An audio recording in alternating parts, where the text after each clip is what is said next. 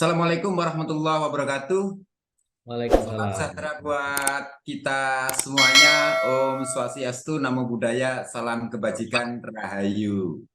Salam pariwisata, wonderful Indonesia. Bapak Ibu sekalian yang berbahagia dimanapun Anda berada, bertemu lagi, jumpa lagi bersama kami. Saya Ki Demang, host Kafein yang dalam hal ini eh, biasa lebih banyak membicarakan tentang hal-hal yang berkaitan tentang kepariwisataan dan kali ini kaitannya dengan wisata desa wisata Indonesia. Pertama saya ucapkan selamat menjalankan ibadah bulan suci Ramadan. Semoga Bapak Ibu semuanya yang menjalankan ibadah bulan suci Ramadan ini mendapatkan berkah, rahmat, dan ampunan, tetap semangat, bekerja, berkarya, bangkit Jawa Timur, bangkit Indonesia, bangkit wisatanya. Yang kedua, Pak Ketua saya, Bapak Irwan Susilo, Ketua DPP Inkindo Jawa Timur yang saya hormati. Terima kasih sudah berkenan hadir di ruangan ini untuk menyapa semua hadirin semuanya. Dan yang ketiga, saya ucapkan selamat datang dan terima kasih kepada narasumber kita yang cantik dan ganteng. Yang pertama adalah Ibu Mila Kurniawati dari Kampung Kayu Tangan Heritage Kota Malang. Nah, kampungnya sangat terkenal, kotanya menjadi viral se-Indonesia dan sedunia gara-gara lampunya. Baik, yang kedua ada Pak Dian Tri Mahendra. Ini orang Bali tapi lama tinggal di situ Bondo atau lama tepatnya tinggal di Baluran ya. Pak Tri Mahendra ini salah satu pendamping Pak Darwis Wonorejo ya, kampung kebangsaan. Nah, luar biasa ya. Saya sering ke sana. Terima kasih Pak Dian Trimahendra. Jadi kali ini kita jumpa dan beberapa kali saya sering di kampung kebangsaan gitu ya, mendiskusikan banyak hal tentang perkembangan kampung kebangsaan yang sangat ikonik ada di pojok ujung Jawa Timur, tepatnya di Baluran gitu. Baik Bapak Ibu sekalian yang berbahagia dimanapun Anda berada, semoga acara ini berkenan dan ini seri yang kesekian kali ya, mungkin di atas 10 ya, sudah hampir 10 kali ya lebih untuk membicarakan soal desa wisata.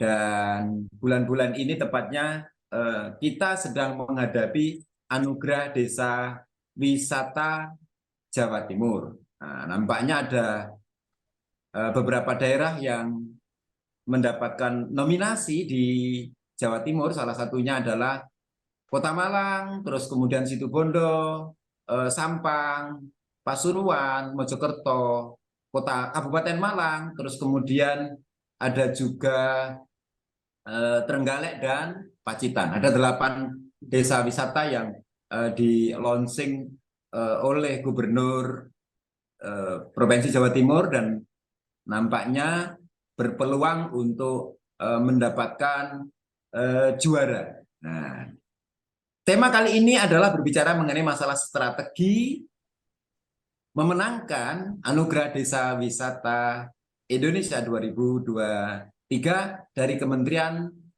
Pariwisata dan Ekonomi Kreatif. Biasanya ini nih yang sudah masuk dalam nominasi 50 besar gitu ya, itu dikunjungi oleh menteri. Semoga 8 daerah kampung atau desa wisata yang ada di Jawa Timur dikunjungi menteri semuanya. Nah, ada baiknya kita mendengarkan pengantar dari Bapak Ketua Irwan Susilo. Beliau adalah ahli pemetaan pariwisata. Pemetaan pariwisata sangat luar biasa. Kalau kita mau bicara tentang peta-peta wisata, ahlinya adalah beliau. Kami persilakan Pak Ketua. Terima kasih Ki Demang. Assalamualaikum warahmatullahi wabarakatuh. Salam sejahtera dan puji syukur alhamdulillah bahwa pada sore hari ini kita bisa berdiskusi dengan tema tentang desa wisata di Kafein. Jadi sebelumnya bagi kawan-kawan yang belum mengetahui eh, channel ini adalah Kafein. Ini adalah Cafe Inkindo Jatim. Jadi Inkindo ini adalah asosiasi atau perkumpulan dari badan usaha yang bergerak di bidang konsultan. Nah, nah, kami mempunyai apa namanya bidang baik yang di bidang konstruksi dan biasanya teman-teman bangunan dan infrastruktur begitu dan juga di bidang non konstruksi. Salah satunya adalah terkait dengan desa wisata, kemudian juga ada apa namanya UMKM, kemudian sektor pendidikan. Nah, itu salah satu bidang eh, kami seperti itu ya. Nah, eh, tapi dalam hal ini kami tidak akan berbicara terkait dengan jasa konsultan, tapi kita akan berbicara terkait dengan desa wisata yang ini menjadi concern dari kita semua, terutama para pelaku desa wisata dan penikmat. Nah, ini yang paling penting adalah para penikmatnya ini. Mudah-mudahan pada sore hari ini juga bisa mendapatkan pencerahan. Dan kami di Inkindo punya komitmen untuk mengangkat tema desa wisata itu secara khusus. Tadi disampaikan Ki Demang sudah ada beberapa channel atau ada beberapa apa namanya diskusi serupa yang sebelumnya juga sudah dilakukan dan ini kita angkat kembali dan mudah-mudahan tema desa wisata ini akan continue untuk terus mengawal ataupun menumbuhkan iklim ataupun semangat di dalam kita mengembangkan desa wisata yang apa namanya memberikan kontribusi bagi masyarakat daerah dan tentunya selalu saya sampaikan kalau ketemu Ki Demang tentang keselamatan baik itu penghuninya atau pengelolanya maupun pengunjungnya. Ini yang paling penting di kita semua adalah jangan sampai kita apa namanya berniat untuk melakukan suatu perjalanan wisata tetapi ada kendala-kendala yang tidak kita inginkan. Nah, ini aspek keselamatan ini sangat penting sekali. Ini saya selalu sampaikan kepada Ki Demang itu bahwa dalam kita mengelola kawasan apapun termasuk kawasan desa wisata ujung-ujungnya adalah bagaimana kita harus menjaga keselamatan. Nah, mudah-mudahan di dalam forum yang di channel Inkindo Jatim Jawa Timur ini Bapak Ibu sekalian bisa mengikuti channel dengan mensubscribe di channel Inkindo Jawa Timur. Tentunya memang tema yang kita angkat sangat heterogen, tapi ada memang beberapa silahkan Bapak Ibu mencari dengan kata kunci desa wisata, nanti akan ketemu beberapa apa namanya tema-tema tentang desa wisata. Nah, kemudian ini saya lihat juga ada Mas Seto dari Kampung Blekok. Ini kalau Blekok Situbondo kayaknya ya. Barangkali kalau tidak salah, mudah-mudahan tidak salah, ini juga dulu pernah kita angkat juga sama Ki Demang. Nah, mudah-mudahan nanti dengan kampung-kampung yang lain bisa kita angkat dalam diskusi ini, sehingga ini menjadi pencerahan bagi kita semua. Saya kira saya tidak berpanjang lebar. Terima kasih atas kehadiran dari teman-teman semua. Selamat berdiskusi. Mudah-mudahan ini bisa berjalan dan baik dan memberikan manfaat yang sebesar-besarnya untuk semuanya. Terima kasih. Wassalamualaikum warahmatullahi wabarakatuh. Selamat sore dan waktu kami kembalikan kepada Ki Demang. Kami persilahkan Ki Demang. Baik, terima kasih Pak Ketua atas sambutannya dan menjelaskan tentang apa itu Inkindo dan penting peran Inkindo dalam terlibat melakukan membangun perencanaan ya, membangun Mohon perencanaan maaf Ki Demang, mohon maaf Ki Demang. Tadi ada yang ketinggalan. Terima ya. kasih kepada Bu Mila, nah, Bu Mila dan Diantri, Mas Diantri Mahendra. Mas Dian ya. Terima kasih atas waktunya dan berkenan untuk sharing di forum ini. Jadi, terima kasih kami Semoga kembalikan. juara ya Pak. Ya, Ya, amin, amin, amin. semoga juara. Baik. Terima kasih Pak Ketua. Jadi pada kesempatan yang sangat luar biasa ini gitu ya, kita dipertemukan dalam diskusi-diskusi yang konstruktif gitu ya. Karena eh, Inkindo merupakan salah satu asosiasi konsultan nasional tertua dan terbesar di Indonesia. Nah, itu perlu Bapak Ibu ketahui bersama ya. Kami gabungan dari para intelektual-intelektual muda yang dan senior gitu ya, yang punya banyak karya terlibat dalam proses perencanaan dan pembangunan negeri ini, baik di daerah maupun di nasional. Biasanya Inkindo menjadi garda depan dalam konteks perencanaan, melakukan desain dan lain sebagainya yang kemudian dimanfaatkan oleh pemerintah daerah dalam konteks pembangunannya. Itu adalah Inkindo. Nah, kali ini memang temanya membahas tentang desa wisata. Luar biasa ya. Memang akhir-akhir ini desa wisata menjadi isu seksi. Tadi titipan dari Pak Ketua adalah apa namanya? Jangan lupa kalau bicara soal desa wisata tentang keselamatannya ya.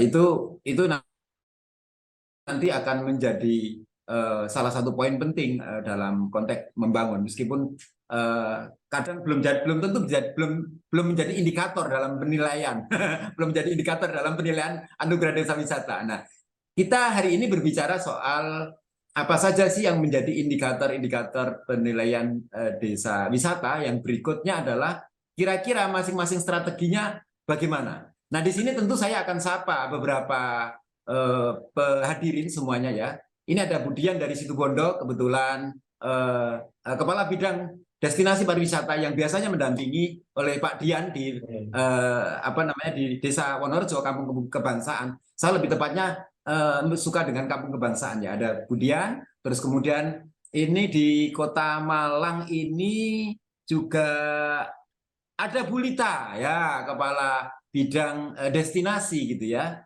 yang biasanya mendampingi Kampung Kayu Tangan dalam konteks apa namanya dalam konteks eh, eh, pengembangan kampung-kampung tematik. Ini agak berbeda, saudara, antara desa wisata dengan kampung tematik. Sebenarnya nomenklaturnya sama, meskipun penyebutannya berbeda. Jadi sama-sama masuk kategori desa, masuk dalam anugerah desa wisata di Indonesia. Mudah-mudahan yang delapan desa wisata ini masuk semuanya ya. Terima kasih semuanya atas kehadiran dan partisipasinya. Ini mungkin saya tidak bisa menyapa satu persatu hadirin semuanya. Ada Pak Mujib dari Trenggalek, terus kemudian ada Pak Henry dari Tangerang, banyak sekali ya, jauh ya. Ada Pak Seto dari Kampung Blekok dan lain sebagainya ya. Ada Mbak Siti Juwariah gitu ya dari Kampung Budaya Polowijen. Banyak ya yang kemudian hadir di sini sambil jalan ya nunggu mereka bergabung.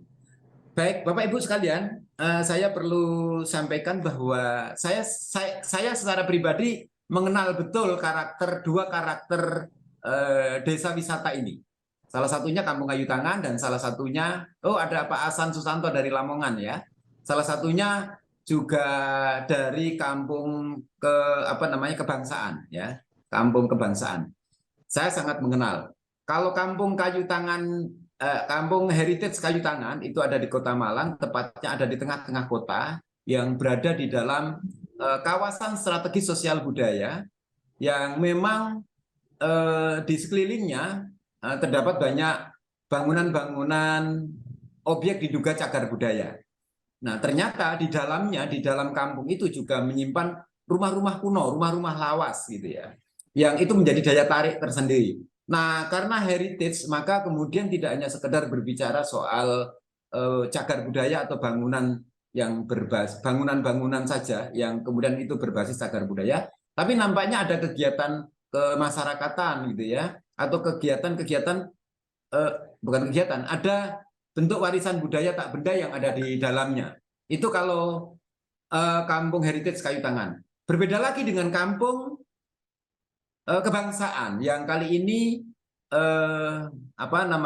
dikelola oleh Pak Darwis Wonorejo. Kampung Kebangsaan itu ada di Wonorejo. ada di Pengkolan atau di ujung Jawa Timur, tepatnya di Baluran begitu ya. Kalau mau ke Banyuwangi itu langsung berbatasan dengan Banyuwangi. Nampaknya di sana gitu ya. Yang salah satu yang menarik itu di sana ada makam yang makamnya itu campur ya, campur antara makam Muslim, makam Hindu, Buddha, Hindu ada nggak ya?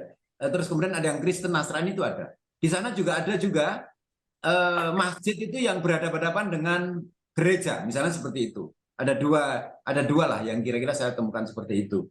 Nah, kegiatan-kegiatan yang menarik di sana juga salah satunya juga misalnya ada juga eh, salah satunya ya ada juga ini.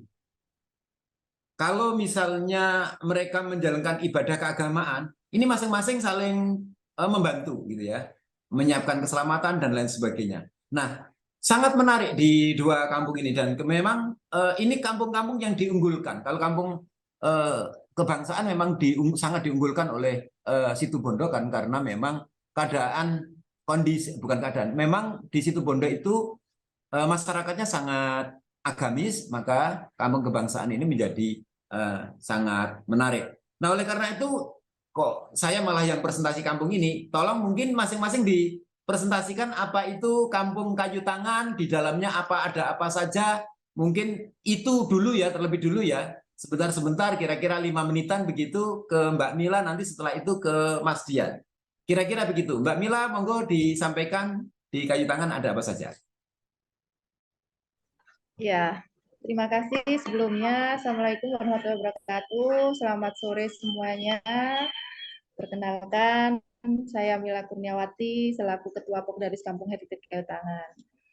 Apa yang sudah disampaikan Ki Demang tadi sebenarnya sudah sekilas tentang kayu tangan itu sendiri gitu. Jadi kalau saya bersama teman-teman Pokdarwis ini mengelola kampung untuk menjadi sebuah destinasi wisata ini sejak April 2018.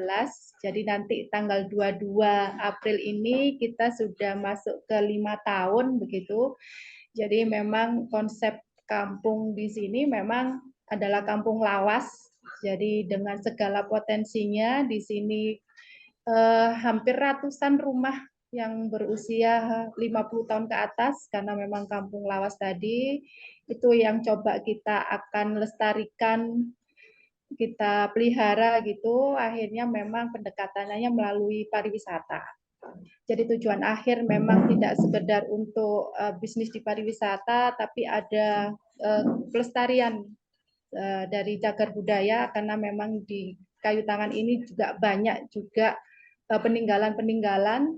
Salah satunya juga nanti di kayu tangan itu ada makam, ada beberapa fasilitas umum yang dibuat di era kolonial dan masih berfungsi sampai sekarang. Itu juga menjadi daya tarik tersendiri kalau berkunjung ke kayu tangan. Jadi untuk potensi yang ada di kayu tangan ini tidak dalam satu kawasan atau titik tertentu di kelompok, melainkan kalau kayu tangan ini terdiri dari 4 KRW-an, ada RW 1, 2, 9, 10 yang tergabung dalam satu kawasan kayu tangan. Jadi memang luasannya cukup, kita kalau berjalan-jalan menyusuri kampung gang-gang kecil ini cukup melelahkan sebenarnya. Jadi untuk menemukan potensi-potensi itu kita punya paket wisata susur kampung dan mendayo gitu. Jadi memang untuk bisa menemukan potensi-potensi yang ada di kayu tangan, kita harus menyusuri gang-gang kecil, gang-gang untuk menemukan tadi. Gitu. Jadi memang selain yang disampaikan Ki Demang tadi, memang kalau kita konsepnya heritage itu tidak hanya melulu bangunan, tapi juga ada atraksi wisatanya. Jadi di Kampung Kayu Tangan ini kita punya musik khas keroncong. Jadi ini pemainnya juga dari warga sendiri. Selain itu kita juga untuk permainan tradisional, permainan untuk anak-anak itu juga kita coba munculkan. Jadi kita interaksi dengan tamu, kita libatkan anak-anak di dalam kampung ini juga untuk berinteraksi dengan warga, begitu dengan tamu juga bisa memainkan itu. Dan yang mungkin yang lagi dicari juga kuliner. Jadi kalau kita wisata tidak jauh-jauh mencari kuliner khas. Jadi kalau di kayu tangan ini ada beberapa yang sudah legend begitu. Jadi ada beberapa toko atau warung yang memang sudah berdiri sejak tahun 50-an dan sampai sekarang masih banyak dikunjungi juga. Ini juga menjadi daya tarik tambahan begitu, selain kita punya oleh-oleh khas dari kayu tangan yaitu kue on bike. Itu mungkin nanti kita bisa sharing aja gitu ya untuk perkenalan, cukup kayaknya, nanti kita bisa tanya jawab aja lebih enak kayaknya gitu. Baik. Ya, luar biasa perkenalannya Mbak Mila ya. Pemanasan dulu. Jadi di Kampung Kayu Tangan Heritage, selain ada bangunan-bangunan yang ditetapkan sebagai cagar budaya yang berada di koridor, sepanjang koridor kayu tangan, mulai dari beberapa gereja ya, gereja kayu tangan, gereja Immanuel, terus kemudian Toko Un, terus apa lagi ex Commonwealth dan macam-macam ya. Ternyata juga apa namanya menyimpan banyak objek diduga cagar budaya. Terus kemudian ternyata di dalamnya banyak rumah lawas yang kemudian digunakan untuk kegiatan paket medayoh. Loh, luar biasa. Inilah yang disebut sebagai salah satu bentuk uri-uri kebudayaan. Nah, uri-uri kebudayaan paket medayoh ini kalau kemudian dilestarikan, maka lama-lama bisa menjadi warisan budaya tak benda. Tinggal kemudian kalau medayoh itu nanti suguhannya apa? Nah, itu. Suguhan itu yang khas, yang zaman dulu sampai sekarang ada. Nah, itu ya juga bisa menjadi apa namanya warisan budaya tak benda. Maka tepat kiranya Kampung Kayu Tangan itu menjadi heritage. Jadi kalau bicara heritage itu bicara dua hal. Satu bicara yang bersifat benda, yang dua non benda. Misalnya seperti itu. Nah, itu yang di Kampung Kayu Tangan yang memang sekarang memang koridornya sedang dibangun. Luar biasa ya. Bahkan sekarang ada rekayasa lalu lintas gitu ya. Sehingga nampaknya orang yang berkunjung ke Malang itu kalau kalau ke Kayu Tangan pasti dia akan rindu dengan kenangan.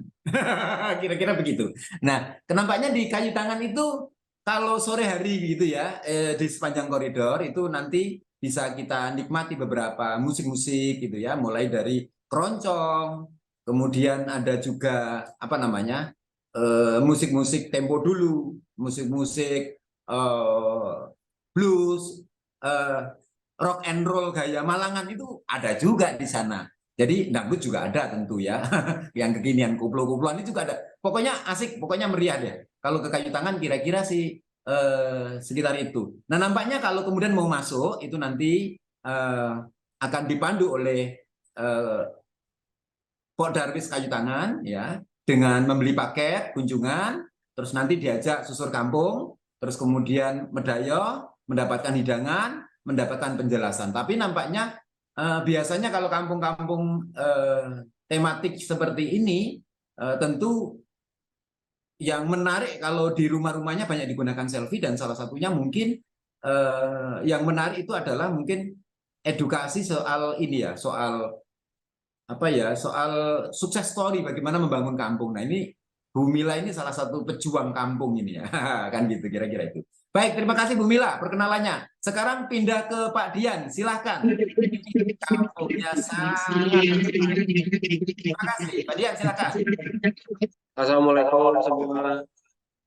Perkenalkan, saya Dian, Terima Hendra Smardika. Saya pendamping di Polres Wonorejo, Desa Kebangsaan Wonorejo, Kabupaten Situbondo.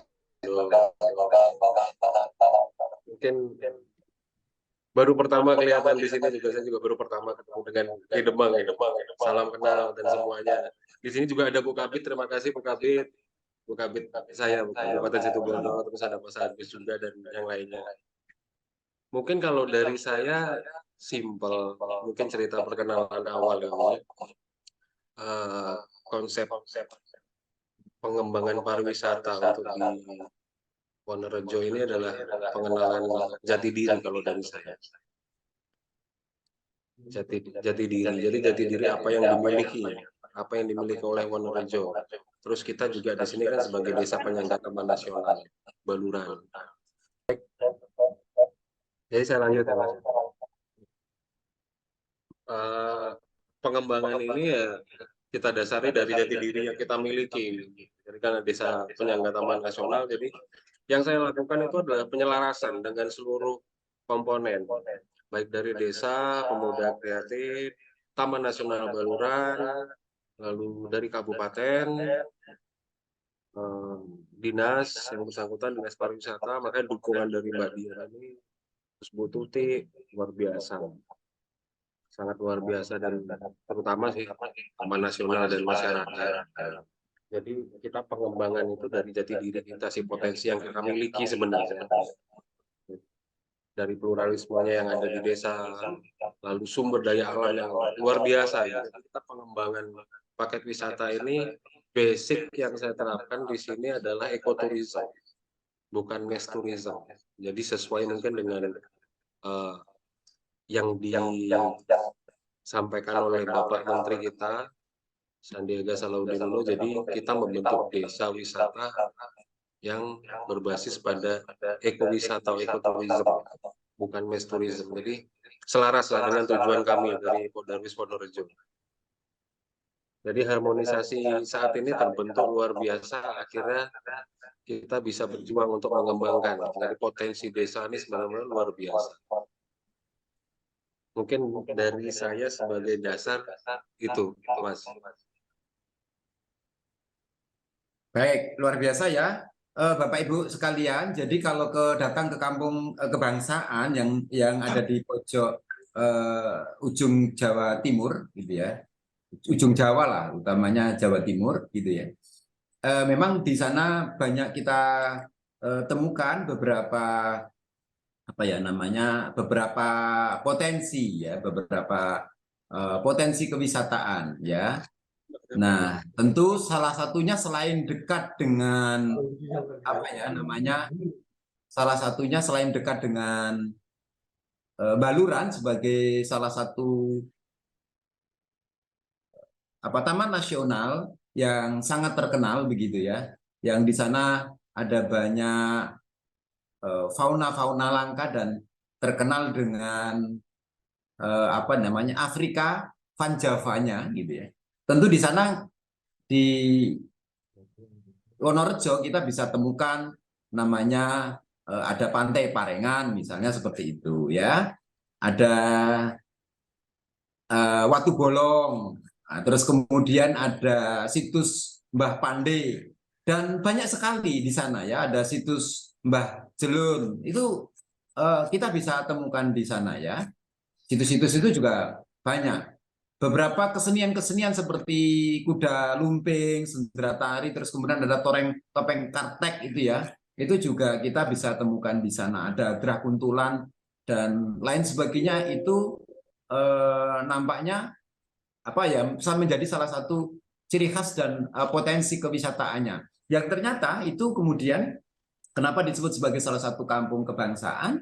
Karena memang pluralisme itu benar-benar berkembang dan sangat apa ya, syarat dengan nilai-nilai yang bisa disampaikan ke masyarakat kita.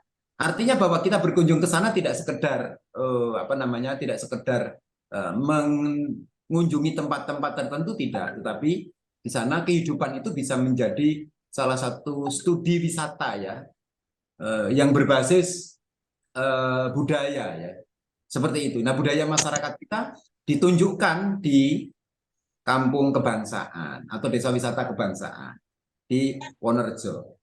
Nah, nampaknya di Wonorejo itu juga sudah tersedia beberapa fasilitas-fasilitas yang sangat menarik. Kalau Anda berkunjung ke sana, kan ada puluhan homestay misalnya, seperti itu. Anda bisa berkunjung ke sana, dan beberapa moda transportasi atau alat mobil-mobil yang bisa mengantarkan atau paket wisata ke Baluran atau sekedar berkeliling ke sana, ke desa wisatanya, itu juga sangat tersedia.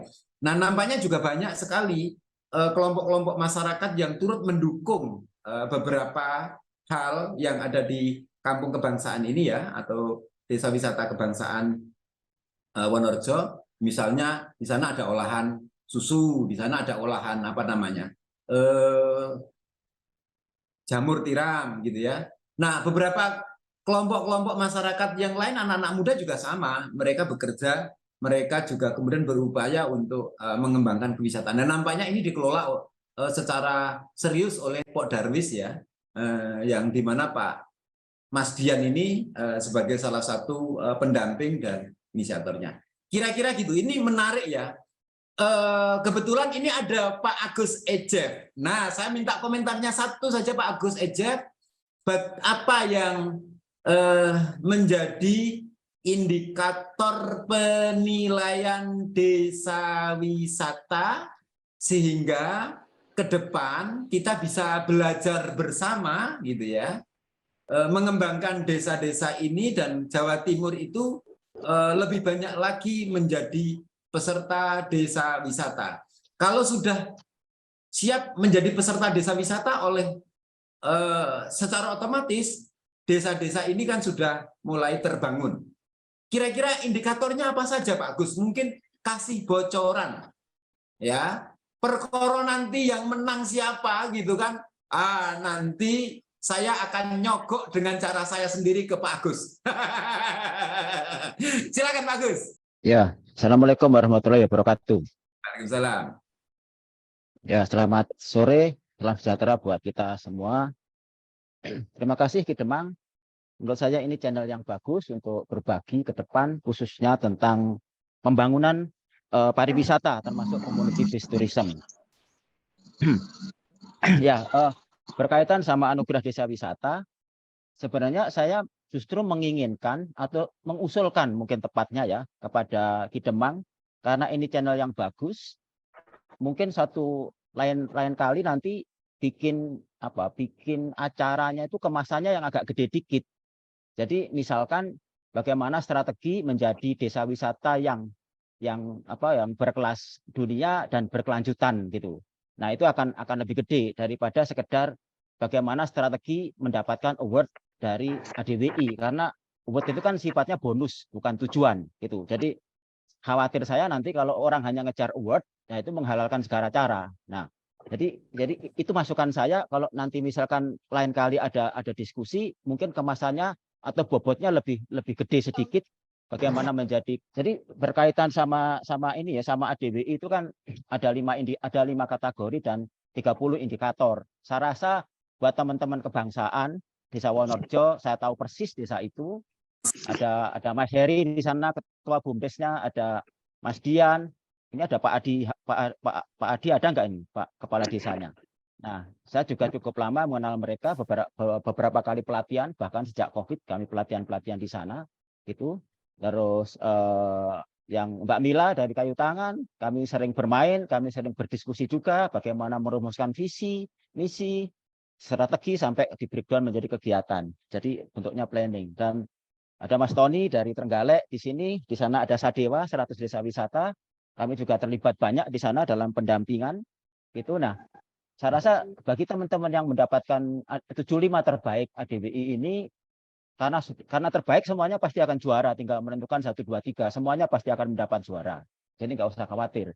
Nah, untuk kategori dan indikatornya sebenarnya itu bisa langsung dilihat di platformnya Jadesta, Jaringan Desa Wisata Indonesia. Di situ lengkap ya, termasuk indikator setiap kategori. Tadi sama Bang Irfan sudah disebutkan juga bahwa K3, keselamatan keamanan kerja dalam pariwisata itu jadi penting. Itu sudah masuk di indikator. Jadi kalau kita melihat di kategori kelembagaan, di sana ada beberapa indikator termasuk mitigasi keselamatan, mitigasi bencana. Dan di sana juga ada ada ketentuan bagaimana desa wisata diminta untuk membuat proposal atau membuat planning. Nah, ini yang menjadi kelemahan di banyak desa wisata, pengembangannya itu sporadis. Jadi yang perlu diingat adalah desa wisata itu tidak bisa instan, membangun desa wisata tidak bisa dilembur, tapi by proses dan sebaiknya memang ada perencanaan gitu. Nah, perencanaan bagaimana yang tepat untuk CBT, Community Based Tourism, ya perencanaan yang sifatnya partisipatif. Jadi jangan perencanaan yang sifatnya teknokratif atau yang demokratik gitu ya. Tapi sebaiknya partisipatif. Supaya apa? Masyarakat desa itu benar-benar menjadi subjek, tidak menjadi objek. Gitu ya. Nah, jadi dalam pengembangan desa pariwisata itu sebaiknya by proses, tidak by project. Karena kalau project nggak akan jadi itu. Nah, proses informasi, proses pelatihan, proses pendampingan. Nah, jadi desa wisata tanpa pendampingan itu juga akan omong kosong gitu. Nah, Jadi kalau kita mau melihat di semua kategori dan indikator, semua ada di situ, lengkap di sana. Nah, jadi pertanyaannya adalah bagaimana si desa wisata itu ya bisa menerapkan semua kategori-kategori itu merupakan panduan sebenarnya bagaimana desa wisata dalam menjalankan atau mengembangkan desa wisatanya biar nggak kejeglong jadi wisata desa kan gitu. Nah, jadi setiap untuk tahun ini kategorinya dikurangi. Tahun kemarin saya juga jadi juri itu ada 7, sekarang jadi 5. Indikatornya kemarin ada 60, sekarang cuma ada 30. Kalau kita mau ngikutin indikator wisata berkelanjutan Indonesia itu ada 100 lebih gitu ya. Kenapa disederhanakan? Supaya masyarakat desa itu tidak terlalu berat untuk belajar dulu lah, belajar yang ringan-ringan gitu ya. Tapi tadi kembali kepada proses perencanaan itu menjadi penting ya. Setelah proses perencanaan apa selanjutnya? Ya diisi ya dengan bagaimana memperkuat kesadaran kolektif. Nah, itu di indikator juga ada. Terus bagaimana membangun kelembagaan itu di indikator juga sudah ada. Bagaimana mengembangkan produk, bagaimana pemasaran, digital kreatifnya seperti apa, souvenir dan sebagainya, itu semuanya juga ada di sana. Gitu. Nah, jadi kurang lebih begitu Ki Demang. Jadi kalau pertanyaannya bagaimana strategi menjadi award, mendapatkan award ADWI, ya saya rasa itu gampang. Ketika desa sudah menjalankan tahapan-tahapan benar ya, award itu akan jadi bonus saja. Jadi bukan lagi tujuan, karena kalau itu menjadi tujuan berbahaya ini untuk konsep wisata berkelanjutan. Karena kalau award jadikan tujuan, maka yang diinginkan akan instanisasi dan itu berbahaya untuk CBT. Ya, terutama dalam kelembagaan. Jadi penyakit akut di desa wisata atau di community based tourism, ya kan saya mendampingi banyak desa wisata mulai dari Aceh sampai Papua hampir 15 tahun. Penyakit akutnya desa wisata, community based tourism itu ada di kelembagaan. Nah, jadi biasanya ini nanti tantangan buat teman-teman ini, baik Kayu Tangan, Wonorejo, Trenggalek, Pacitan, yang desa Sendang itu, yang Ketapang Rame, yang Sampang, sama satu lagi yang Edelweiss Wonogiri, tantangannya adalah bagaimana mempertahankan.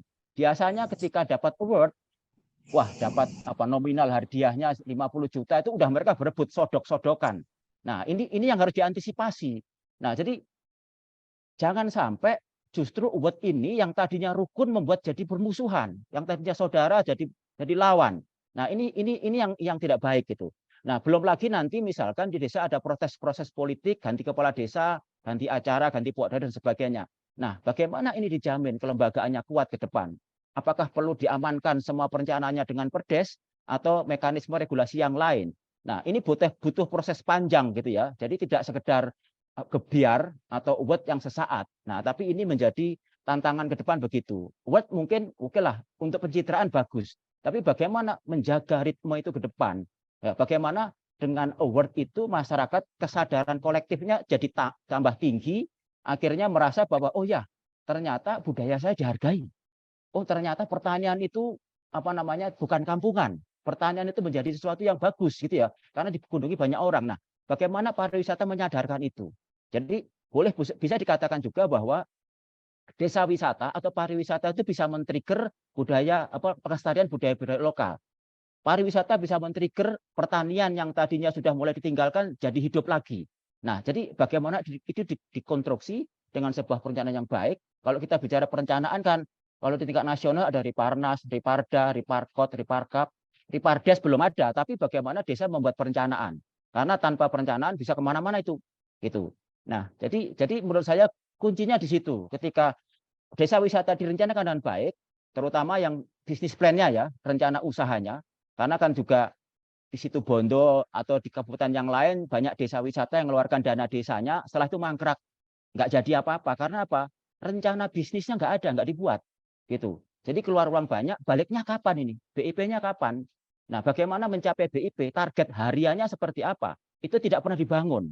Nah, tanpa pendampingan, hal-hal kayak gitu itu pasti akan luput gitu. Jadi yang dibangun fisik saja, perencanaan fisik saja.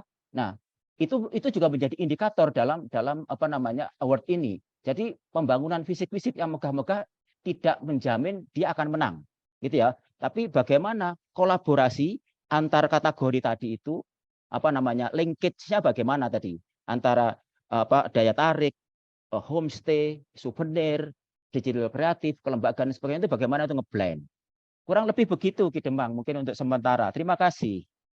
Terima kasih Pak Agus, luar biasa sekali. Baik, yang pertama saya catat bahwa ke depan kita berbicara adalah desa wisata membangun dunia. Nah, gitu ya Pak Ketua. Nanti tolong difasilitasi dan kapan-kapan kita akan seminarkan tidak hanya melalui ini, tetapi akan serius diseminarkan di di tempat-tempat yang representatif. Jadi kita kebetulan jaringannya juga luas, konsultan, jadi jaringannya ke pemerintah juga ya, ke vendor juga ya. Jadi mungkin bisa menyampaikan hal-hal yang seperti ini untuk mendapatkan CSR dan lain sebagainya. Oke, pesannya Pak Ketua luar biasa, langsung direspon oleh Pak Agus soal mitigasi bencana ya. Memang berkali-kali kalau saya ketemu Pak Ketua ini, salah satu titipannya adalah gimana mitigasi bencana ini apa bisa menjadi indikator dalam dalam pengembangan desa wisata ya. Nampaknya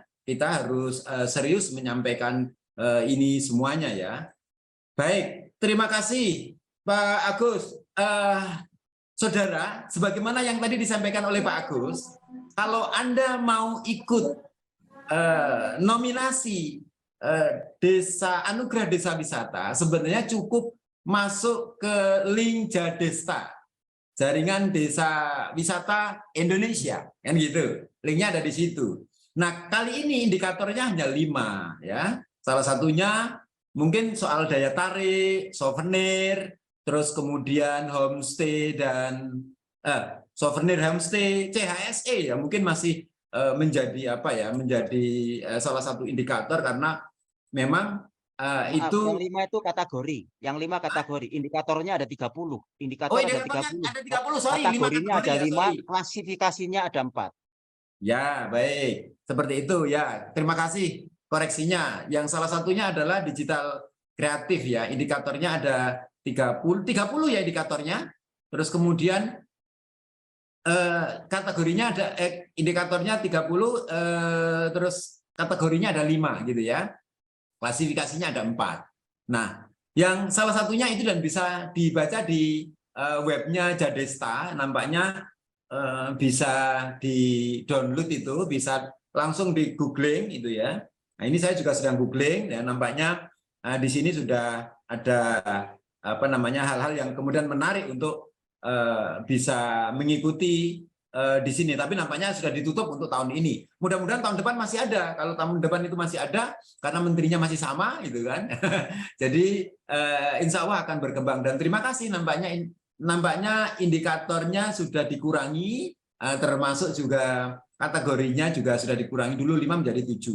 Nah, baik. Menariknya adalah bahwa CBT ini menjadi salah satu guide ya untuk pengembangan desa wisata.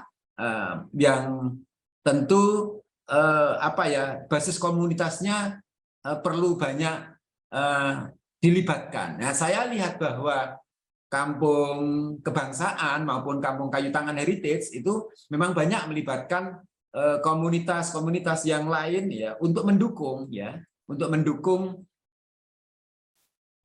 pengembangan kampungnya gitu ya.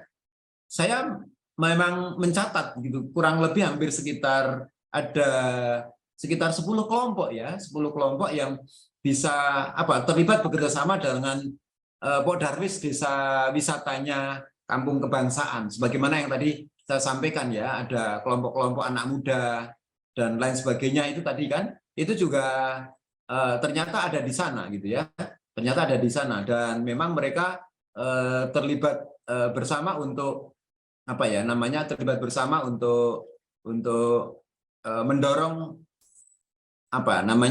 kewisataan. Ada kelompok wanita tani maju, terus kemudian ada KTH KTH Berkah Sejahtera gitu ya. Sanggar pemuda itu juga ada. Karang Taruna Generasi Mardika, Gema Mardika. Nah, itu nampaknya juga cukup mendorong. Nampaknya CBT sedang sangat berkembang bagus di Kampung Kebangsaan. Pun demikian pula yang di Kampung Heritage Kayu Tangan juga nampaknya banyak komunitas yang mendukung. Salah satunya adalah Pok Darwis. Jadi ada selain Pok Darwis Kayu Tangan, juga Pok Darwis yang lain juga turut mendukung di Kampung Heritage Kayu Tangan, termasuk kelompok-kelompok seni budaya juga turut serta mendorong atau mendukung tentang kewisataan yang ada di Kota Malang, salah satunya ada di Kayu Tangan. Nah, nampaknya seperti itu. Nah, ini terima kasih ya masukannya bahwa ternyata bocorannya ke depan kalau Bapak Ibu semuanya pengen mengembangkan desa wisata adalah bagaimana pariwisata menjadi trigger ekonomi, baik di pertanian, baik di ekonomi kreatifnya maupun di perikanan dan lain sebagainya. Nampaknya didorong ke sana. Terima kasih Pak Agus untuk masukannya. Nah, oleh karena itu saya ingin kembali bertanya kepada Bu Mila. Bu Mila, yang disiapkan kali ini menghadapi yang menghadapi Anugerah Desa Wisata apa saja di Kampung Heritage Kayu Tangan. Kalau kemudian itu nanti kurang, kira-kira butuh bantuan apa dari para konsultan-konsultan ini? Termasuk juga nanti saya siap pertanyaan ini juga saya sampaikan ke Pak Dian. Silahkan Bu Mila. Oke, kalau Bu Mila belum mendengarkan, kira-kira Mas Dian, kira-kira apa saja yang sudah disiapkan di Kampung Kebangsaan ini menghadapi Anugerah Desa Wisata? Selain mengisi itu semuanya loh ya. Ya mungkin kalau kita dari Pok Darwis dan seluruh pendukung pelaku pariwisata ini kita lebih guyup sebenarnya sih, lebih guyup. Kalau secara teknis itu kan pasti akan kita siapkan dengan seksama atau dengan seluruh kekuatan yang kita punya, baik dari kabupaten, baik dari desa, baik dari Pok Darwis itu sendiri. Jadi seluruhnya pasti akan bekerja sama. Mungkin kita lebih yang sekarang saya rasakan itu adalah nilai kebersamaan. Itu dari desa, Pok Darwis, Taman Nasional Baluran, kabupaten. Efeknya ini saya setuju dengan tadi yang disampaikan dengan Mas Agus, sangat setuju saya. Sangat setuju. Jadi berpikir ke depannya gimana. Jadi bukan dari ini kan reward ya. Kalau bagi saya ini ada reward karena kebetulan saya sendiri sebenarnya aslinya dari Bali, bukan dari Situbondo. Jadi pengembangan seperti ini saya sangat mendukung. Kalau ADWI sendiri adalah reward yang didapatkan. Jadi kebanggaan desa juga, kebanggaan kabupaten juga, kebanggaan Taman Nasional Baluran juga. Tapi yang kita harus pikirkan adalah ke depannya. Kalau saya sih itu ya gitu Bang. Jadi ke depannya efeknya untuk masyarakat atau impact untuk masyarakat, terutama untuk perekonomian, kita bisa mengembangkan ini, mendapatkan hasil lebih dari sektor pariwisata, peningkatan pendapatan untuk masyarakat, terutama Wonorejo. Kita lebih bersyukur lagi bisa menjadi andalan dari Situbondo. Akhirnya kita mempunyai tempat wisata yang memiliki jati diri. Kalau itu, kalau persiapan kita secara teknis, insya Allah sangat kompak. Ibu Kabit itu, wah, halo Ibu, jangan serius-serius lah Ibu. Jadi kalau teknis semua pasti akan kita semua sedang berprogres kalau teknis. Baik dari seni budaya, tempat, terus konsep tidak lepas dari sebelumnya, cuma lebih dikuatkan agar menjadi lebih mapan. Mungkin itu kalau kami di Bang. Baik, terima kasih Mas Dian, luar biasa ya. Semuanya hal-hal yang disiapkan sudah disiapkan, tetapi memang persiapannya lebih memikirkan efek selanjutnya, bahwa kedepannya kemudian masyarakatnya bagaimana. Tentu ini persiapan-persiapan menghadapi anugerah ini tentu ada campur tangan dari pemerintah. Nah, ini ada Bu Dian ini ya. Kami persilahkan ya. Bu Dian, kami persilahkan kira-kira apa saja yang dibantu untuk teman-teman dari Kampung Wisata Kebangsaan ya, sehingga bisa memenangkan dan bisa menjadi juara dalam anugerah desa wisata. Nah, ini salah satu bentuk penghargaan saya kepada Situbondo. Saya sudah memakai udeng Situbondo, ya. Saya sudah memakai udeng Situbondo. Ini salah satu apresiasi saya kepada Situbondo. Mudah-mudahan ini bagian dari doa untuk menang dan juara. Mau nggak, Bu Dian? Terima kasih Bismillahirrahmanirrahim. Assalamualaikum warahmatullahi wabarakatuh untuk semuanya yang hadir. Semoga sehat selalu. Menjelang berbuka puasa ini ada obrolan yang agak berisi ini ya. Oke, jadi Ki Demang, saya mau ngucapin selamat sore dulu. Terima kasih untuk Mas Agus Ijef yang selalu mendampingi kami di Situ Bondo. Beberapa desa wisata yang ingin kami kembangkan selalu dalam ini pendampingan beliau. Ki Demang juga sering ngajak ngomong Dian, kita berbagi dalam apa ya, event kebudayaan kita berbaginya, dan teman-teman Pok Darwis, teman-teman desa wisata yang lain semangat guys semuanya, semoga sehat selalu, semangat untuk menghadapi ADWI. Teman-teman Pok Darwisku yang di ujung sana, teman-teman Baluran juga terima kasih banget sudah mendampingi anak-anakku di ujung sana, karena keterbatasan waktu dan jarak terlalu jauh nih, jadinya saya sama Dian dan teman-teman sama teman-teman Baluran sering ngobrolnya lewat online saja sih, padahal udah COVID udah kabur ya, tapi kita agak ini masih terpisah jarak dan waktu, katanya Raim si Komang itu.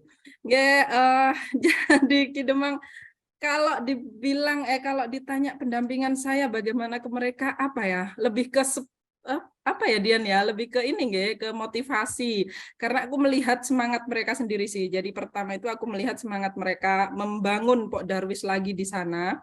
Jadi aku lihat panas-panasnya, jadi kita kan hanya tinggal ngomporin dan ngipasin aja kan. Mereka udah panas, udah ada konsep-konsep dari mereka, ada konsep. Terima kasih banget untuk Taman Nasional Baluran sama pendamping-pendamping kami yang udah nyiapin konsep-konsep buat mereka. Sebenarnya sudah lama, dan katanya Dian tuh gini, Bu, sebenarnya di sini itu sudah jadi, cuman belum ada wadah yang bisa menyatukan mereka. Nah, itu memang aku butuh orang-orang seperti teman-teman Pok Darwis, Taman Baluran, dan pendamping kami IJF. Kalau support sih ya itu sih Ki, cuman support mungkin kita ke regulasinya ya, kita ke administrasinya, regulasi, terus support mental, support. Paling sering ngoceh aku ke Dian itu, Dian tuh paling tempat paling enak untuk diomelin itu Dian banget itu. Jadi kita sama-sama Dian, jadi saling mengoceh dan mengomel itu nomor 1 di sana. Kalau yang lain-lainnya kita serahkan ke kepala dinas kami, kayak kebijakan, regulasinya terkait ke kabupaten, harus ketemu Pak Bupati. Kayak kemarin kita udah siap dengan beberapa OPD yang terkait, itu ya kadis kami yang harus turun tangan. Kalau Dian saja enggak mampu. Kalau Dian cukup di lapangan aja sama Dian yang di Pandean sana. Kalau Dian yang di kota sini, ya bagian mengitik-ngitik Bukadis. Ayo Bukadis, anak-anak sudah panas nih, bagaimana kita bisa mengolah, seperti itu aja sih. Jadi semuanya udah kita serahkan ke teman-teman di Wonorejo dengan Baluran yang bergandengan tangan. Pesannya Pak Asisten kemarin juga seperti itu. Kalau biasanya kita yang Pemda yang ayo, sekarang enggak. Jadi teman-teman Wonorejo dan Baluran yang ngoyak-ngoyak kami, ayo kami dukung kami seperti itu. Itu aja sih kalau menurut Dian. Baik, luar biasa. Ya, jadi 2 tahun berturut-turut Situ Bondo itu mengikuti anugerah desa wisata. Kemarin Bleko juga mendapatkan anugerah sebagai salah satu desa rintisan, desa wisata rintisan ya. Menarik, dan memang sudah pernah kita undang di forum ini gitu loh, ada rekamannya. Jadi sukses story-nya bisa bisa kita rekod. Nah, terima kasih Bu Dian. Jadi nampaknya bahwa peran serta pemerintah cukup besar kiranya mendukung suksesnya teman-teman dalam konteks mengikuti kontestasi. Jadi benar apa yang disampaikan oleh Pak Agus, ya jangan bicara soal anugerah desa wisatanya gitu. Itu kan nanti itu sebenarnya adalah bonus, tapi yang lebih besar itu adalah yang lebih jauh itu adalah bagaimana memanfaatkan perkembangan desa wisata ini untuk peningkatan kesejahteraan, dan itu memang menarik. Dan nampaknya memang bukan hanya dinas pariwisata, Disporapar ya, Disparpora ya. Disparpora ya, Disparporanya Situ Bondo, bukan hanya Disporapora Situ Bondo saja yang kemudian turut serta mendampingi atau mungkin memberikan masukan, gagasan atau support sumbangan atau bentuk bantuan-bantuan, tetapi nampaknya ada juga dari Taman Nasional Baluran yang kemudian punya peran serta di balik atau di belakang layar. Salah satunya itu yang kemudian membuat kampung kebangsaan ini, desa kebangsaan ini menjadi sangat luar biasa. Dulu memang ada namanya ada mini museum ya, museum mininya, tapi sekarang sudah nggak ada, alih fungsi ke jadi ke puskesmas, tapi nggak apa-apa, nggak masalah. Jadi itu memang seiring dengan perkembangan waktu dan memang kampung kebangsaan ini menjadi sangat menarik dan kita belum banyak mendapatkan gambaran-gambaran tentang kampung kebangsaan kampung kebangsaan di daerah yang lain, dan memang salah satu yang unggulannya adalah di sini di Wonorejo. Nah, nampaknya tadi sudah disampaikan bahwa ternyata peran serta masyarakat sangat luar biasa untuk mempersiapkan ini semuanya. Kalau kategori-kategori yang indikator-indikator yang ada dalam masing-masing kategori itu kan sudah diisi semuanya dan memang layak untuk mendapatkan anugerah. Jadi begitu. Jadi utamanya salah satu strateginya adalah kerjasama multi stakeholder ya, multi pihak, bahwa semuanya memang begitu. Nampaknya juga sama, saya pernah juga mendapatkan informasi dari ketua BPPD gitu ya, juga ikut mendorong terhadap kampung kebangsaan ini sehingga menjadi sesuatu yang menarik untuk dikembangkan gitu ya. Nah, ketua BPPD-nya adalah Pak Sekda, mantan Sekda lah, mau gimana lagi. Jadi akhirnya ya pemerintah Situbondo juga punya peran aktif di kampung kebangsaan. Jadi pentingnya di situ pemerintah. Nah, balik bertanya kepada Mbak Mila, kira-kira bagaimana strategi dalam menghadapi ADWI, apa saja yang sudah disiapkan dan kekurangan-kekurangannya mungkin apa? Mungkin bisa disampaikan di forum ini. Mohon maaf tadi sebelumnya sempat terputus. Jadi untuk Kampung Kayu Tangan sendiri, begitu kita diinfokan keluar menjadi 75 besar oleh Pak Menteri kemarin, memang surprise ya. Jadi memang di luar dugaan kami, karena memang dari awal kami mengisi poin-poin yang harus atau indikator yang harus dijawab itu memang cukup mendadak, juga dibilang mendadak gitu. Jadi memang surprise juga. Jadi kami sangat bersyukur sekali bahwasanya dengan nominasi ini lebih merukunkan lagi, melibatkan lagi masyarakat. Jadi apa yang disampaikan tadi memang peran warga ini yang sangat penting gitu ya. Jadi memang saat ini kami mencoba secara swadaya menata kembali apa yang memang sudah ada sebenarnya, tinggal kita merapikan saja hal-hal apa yang perlu disiapkan begitu. Jadi memang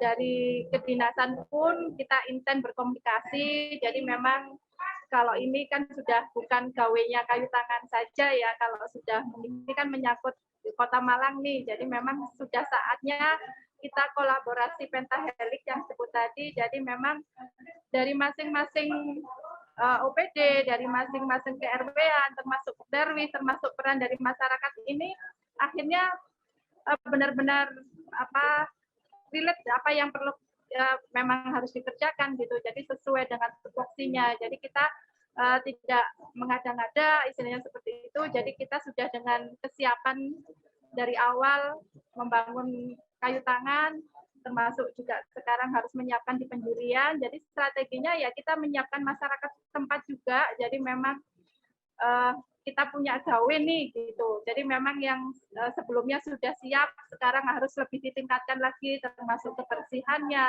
termasuk keramah tamah, termasuk nanti oleh-olehnya dan sebagainya. Jadi memang tetap memberdayakan masyarakat setempat dengan kemampuan kami, juga terus berkoordinasi dengan dinas terkait termasuk pemerintah Kota Malang. Jadi kurang lebihnya seperti itu. Baik, Mbak Mila, luar biasa. Kolaborasi pentahelik ini menjadi kata kunci untuk mempersiapkan atau kemudian membangkitkan kembali kampung heritage Kayu Tangan yang memang sedang viral. Jadi kalau Anda mau ke Malang, ya yang paling viral salah satunya adalah kampung Kayu Tangan. Dulu warna-warni, sekarang bergeser ke kampung kayu tangan. Memang peran serta masyarakat menjadi sangat penting, dan ternyata ini ada apa ya? Ada berkahnya. Jadi berkahnya adalah bahwa warga menjadi rukun kembali. ini luar biasa. Saya kira ini juga yang terjadi di mana, di Situbondo juga. Warga menjadi rukun kembali, dan nampaknya pemerintah menjadi sangat konten, dan ternyata kata kuncinya Mbak Mila, ternyata ini bukan lagi menjadi sekedar gawenya kampung kayu tangan heritage saja, ternyata adalah sudah menjadi gawenya kota, kan begitu, dengan cara melibatkan semuanya pihak. Nah, kalau menjadi gawenya orang kota, Bu Mila, kira-kira apa saja sih yang dapat disuguhkan jika Pak Menteri berkunjung ke kampung heritage kayu tangan? Gitu. Ya, selain memang kita harus mengunggulkan produk-produk lokal khas kayu tangan, kami juga akan menampilkan sementara ini kan Kota Malang punya kampung tematik, kita punya Forkom dari kampung tematik, itu juga akan kita gandeng, kita juga sama-sama istilahnya apa ya, bergandengan tangan gitu membangun, jadi pejuang-pejuang kampung ini juga istilahnya ya harus diperhatikan juga selain kayu tangan gitu. Makanya nanti kita mencoba koordinasi dengan kampung-kampung tematik yang lain, kita akan menyuguhkan masing-masing potensi yang ada di kampung-kampung yang lain, kulinernya, keseniannya, itu juga akan kita tampilkan, terkhusus memang produk-produk lokal khas kayu. Luar biasa, baik. Jadi karena ini nanti juga akan menggandeng semua kampung tematik sekota Malang tumplek-blek ke kampung kayu tangan heritage gitu ya.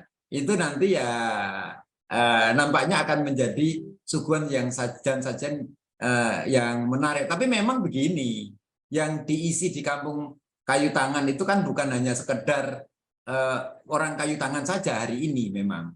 Jadi ada kampung-kampung yang lain memang terlibat mengisi ragam macam kegiatan atau aktivitas di kampung heritage kayu tangan. Jadi memang bukan hanya apa namanya menjelang ADWI saja, tetapi sebelum-sebelumnya sudah 1 tahun lebih ya, 1,5 tahun ya, sudah dipersiapkan untuk mengisi di koridor gitu kan, yang untuk membangun heritage-nya di kayu tangan. Kan di sana ada musik, ada seni rupa, ada macam-macam gitu ya. Ada bahkan sekarang toko-toko itu juga dibuka kembali ya, jualan souvenir, jualan kuliner atau kopi yang memang apa namanya sebagai kopi-kopi romantis gitu ya, yang ada di kampung kayu tangan, kopi-kopi kenangan yang ada di kayu tangan. Nah itu nampaknya di situ gitu ya. Itu yang menarik. Kalau di apa namanya di Wonorejo sendiri, jika nanti misalnya ini Pak Menteri datang, kira-kira apa gitu Mas Dian yang disiapkan, yang mau ditonjolkan gitu ya? Kalau kita pasti ke jati diri yang kita miliki sesungguhnya Wonorejo ya Mas. Jadi kita punya kesenian khas. Jadi kan mungkin kita tahu dari letak Wonorejo ini sangat dekat perbatasan dengan Banyuwangi gitu. Ya. Tapi sebenarnya kita kan punya ciri khas sendiri. Jadi kita sudah berkomunikasi. Jadi awal saya pengembangan di sini itu kita lihat apa yang kita miliki. Jadi salah satu konsep saya pengembangan itu adalah dengan event. Jadi mungkin bisa dilihat teman-teman semua, bisa dicek di Instagram dan media sosial kita di Poldarwis Wonorejo, Pandian Indah Lestari, mungkin bisa dicek. Jadi ada untuk menampilkan itu kita memulainya dengan salah satu yang kita gunakan itu adalah event. Gitu. Makanya tadi saya mendengar Mas Agus sangat setuju ya, Mas Agus Ejek, terima kasih juga. Memang salah satu yang support kita juga kan. Jadi kita akan menampilkan sesuatu yang khas Wonorejo. Sesuatu yang khas yang kita miliki dari seni, lalu yang hanya dimiliki Wonorejo ya, dari sumber daya alam, itu kan.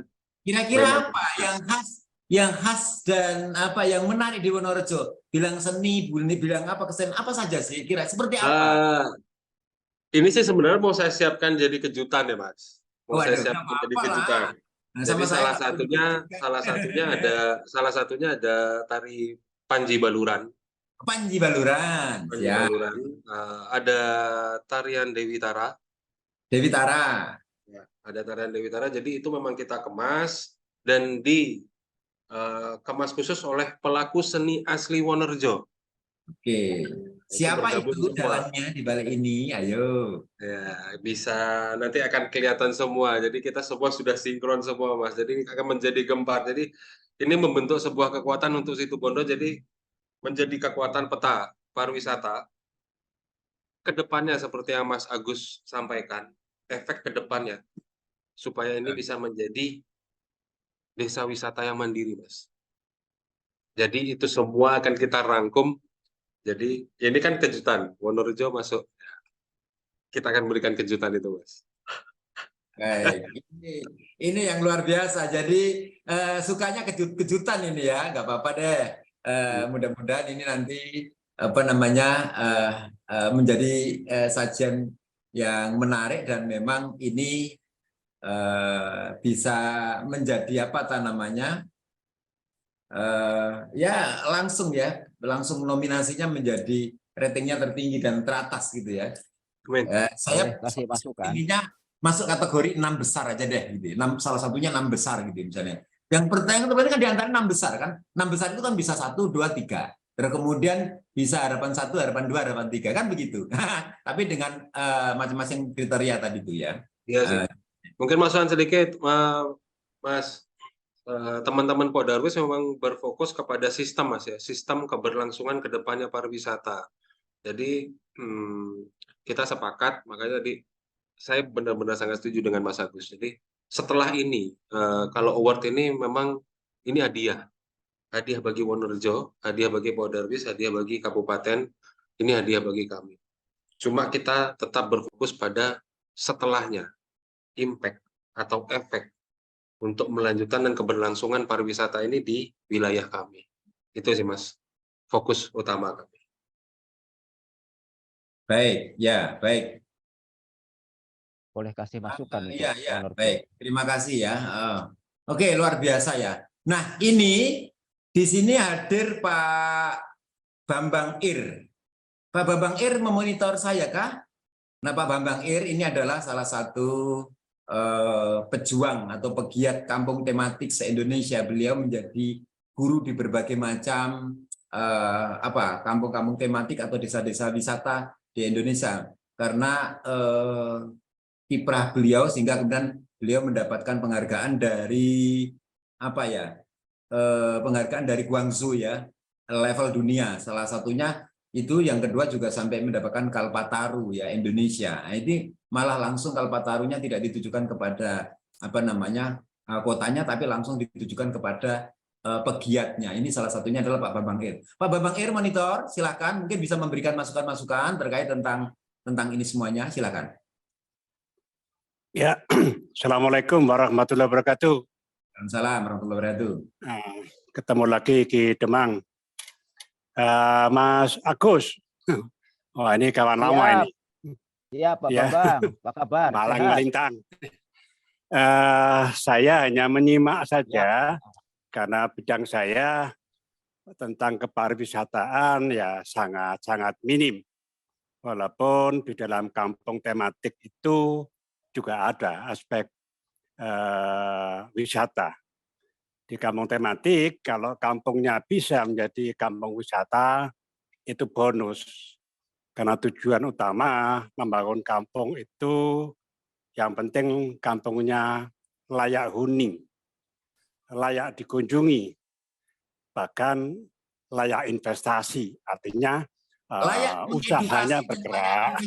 Edukasi juga. Beberapa poin yang perlu saya garis bawahi dari materi yang disampaikan Mas Agus, bahwa membangun kampung wisata atau desa wisata tidak bisa instan, harus by proses, kemudian punya roadmap yang jelas, pendampingan mutlak, kemudian aspek kelembagaan, jangan sampai ganti kades, ganti program, ganti RW, ganti program. Maka aspek kelembagaan itu mutlak. Membangun kampung, membangun desa harus bisa masuk pada tahap produktif, menghasilkan. Itu yang saya namakan tahap green business. Masalah-masalah yang muncul di kampung, setiap kampung selalu ada masalah yang muncul. Oleh karena itulah kelembagaan jadi kata kunci. Terutama masalah itu kalau sudah berkaitan dengan uang. Ada bantuan, geger, ada CSR, geger, dan lain-lain. Aspek kelembagaan, transparansi, akuntabilitas menjadi kata kunci. Kolaborasi. Bangun kampung dan desa tidak bisa sendirian. Hebat-hebatnya sebuah kampung pasti ada kelemahan. Kolaborasi kata kunci. Kemudian aspek publikasi, karena ya sekarang ini era digital ya, era 4.0, peranan anak muda dalam aspek digitalisasi sangatlah penting. Masalah leadership, kepemimpinan, itu kata kunci. Seringkali kampung dan desa yang sudah maju, ganti pemimpinnya, kemudian tenggelam. Setiap kampung, setiap objek wisata harus mutlak ada aspek edukasinya. Orang datang ke kampung dan desa itu dapat ilmu apa? Edukasinya ya. Jadi untuk kampung dan desa selalu saya arahkan untuk menjadi proklim. Itu bukan hanya untuk kampung dan desa. Proklim itu adaptasi dan mitigasi. Ini karena kebutuhan alam. Kalau aspek-aspek tadi bisa terpenuhi, inilah syarat desa wisata yang SDGs, yang berkelanjutan. Jangan sampai kita membangun kampung, membangun desa hanya untuk meraih penghargaan, hanya untuk meraih gelar juara lomba. Yang penting berkelanjutan. Saya kira poin-poin yang disampaikan Mas Agus itu 11-12 dengan poin-poin yang saya berikan di dalam membangun kampung tematik di seluruh Indonesia. Sehingga seringkali saya bersinergi secara faktual, fungsional dengan kampung dan desa yang saya bangun dengan yang dibangun oleh teman-teman desa wisata. Saya kira sama, kita semuanya membangun negeri dari kampung dan desa. Itu sedikit tambahan saya lebih banyak belajar tentang desa wisata. Ya. Saya banyak belajar, saya nyimak saja. Terima kasih. Assalamualaikum warahmatullahi wabarakatuh. Waalaikumsalam. Terima kasih ya Pak Bambang Ir. Ini salah satu guru kita, guru-guru kampung tematik se-Indonesia ya. Jadi penggagas kampung tematik Indonesia adalah beliau gitu ya. Nah, nampaknya memang kampung-kampung ini kampung atau desa wisata ya yang terpenting adalah salah satunya layak huni. Kemudian layak dikunjungi ya, bonus kan karena wisata. Setelah dikunjungi ya tentu ada aktivitas. Berarti mengedukasi dong, gitu kan. Kampungnya harus mengedukasi kepada kepada pengunjung, baik success story maupun ragam kreativitas atau prakarya atau kerajinan-kerajinan itu yang bisa untuk mengedukasi, baik seni budaya dan lain sebagainya akan konteksnya untuk mengedukasi. Dan selanjutnya bahwa datang ke kampung harapannya adalah bisa terhadap kampung atau terhadap desa wisata bisa layak untuk investasi. Jadi mari semuanya kita menginvestasikan di desa wisata ini agar kemudian bisa berkelanjutan sebagaimana apa yang tadi disampaikan oleh Pak Bambang. Baik, kali ini ada Pak Purnomo. Ya, Pak Purnomo ini adalah Ketua Pok Darwis Jawa Timur. Saya minta untuk komentarnya gitu ya, untuk memberikan masukan-masukan atau apa saja yang disiapkan oleh masyarakat kita atau kemudian desa wisata ini dan support dari Poldarwis Jawa Timur bagaimana? Kalau tidak ada, barangkali ada pertanyaan, kita buka pertanyaan kepada Bapak Ibu semuanya. Kita masih punya waktu kurang lebih kira-kira sekitar setengah jam ke depan gitu ya, menjelang buka puasa gitu ya. Tentu ada yang sudah menyiapkan buka puasanya ya. Salah satunya adalah mungkin anaknya, istrinya, suaminya, mungkin begitu ya yang ikut di sini gitu kan. Atau memang sedang di jalan atau di merapat ke tempat-tempat yang memang bisa digunakan untuk buka puasa bersama. Monggo, ada yang mau bertanya atau mau ada yang berkomentar, silakan. Kami persilakan. Pak Kidemang, Ya, ya, saya kalau ke timur, ke Banyuwangi, di Situbondo itu ada memang saya sering baca, melihat kampung kebangsaan. Sudah itu. sekian tahun saya melihat itu, apa ya ini kampung kebangsaan. Tertarik, tapi lah naik travel, naik itu nggak bisa berhenti saya. Waduh, kampung kebangsaan menarik ini. Nah, kok ini ada ini. Ya kampungnya itu. Tolong saya nanti diberi nomor HP-nya. Ya. Saya pengen main, Bu.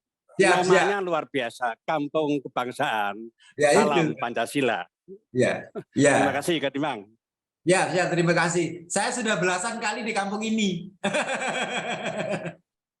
Jadi sudah belusuan sampai apal gang-gangnya itu, jalan-jalannya, sampai menghitung jumlah homestay-nya, masjidnya ada berapa, gerejanya ada berapa, itu kan di pojok sampai ke mana, ke pantainya, terus kemudian naik naik boot sampai ke mana itu lagi yang di Baluran itu, pantai Baluran itu Bama itu. Ya sudah ikut keliling semuanya gitu ya sampai tembus. Ini kampung yang luar biasa memang. Ya monggo, nanti mungkin bisa sowan Pak Bambang. Nggih, Mas. Jangan lupa ya gitu ya. Ini Ya, kita memang juga dari sekarang mungkin kalau dulu yang terkenal mungkin Pantai Bama, mungkin kalau dari sumber daya alam Poldarwis ini juga sekarang diberikan pengelolaan. Jadi wilayahnya itu ada yang akan kita kenalkan itu Pulau Taal, Balanan, Kakapa. Mungkin bisa dicek di media sosial Pandian Indah Lestari Poldarwis Wonorejo, Bapak. Mungkin bisa dicek dari sana. Ya, menarik. Mudah-mudahan ke sana. Sambil mampir ke Kampung Blekok ya. Blekok ini ada di sini juga. Saya pernah ke sana juga. Ya, itu luar biasa ya. Jadi gitu ya, dari Bama sampai ke beberapa, ada pulau-pulau juga sampai, nah luar biasa dan menarik. Silakan nanti kontak ya sama Pak Dian. Nah, nomornya nanti saya kasih. Oke, Pak Pur monitor. Kalau belum, mari Bapak Ibu silakan. Ada yang mau bertanya, berdiskusi, memberikan support kepada teman-teman pejuang desa wisata. Luar biasa. Yang terpenting itu kita hari ini memberikan support kepada pejuang desa wisata. Mangga. Masukkan saja ini buat kawan-kawan di desa wisata atau kampung wisata yang dapat award. Jadi kan anggap award itu adalah pemicu ya, permulaan. Buat desa wisata Wonorejo,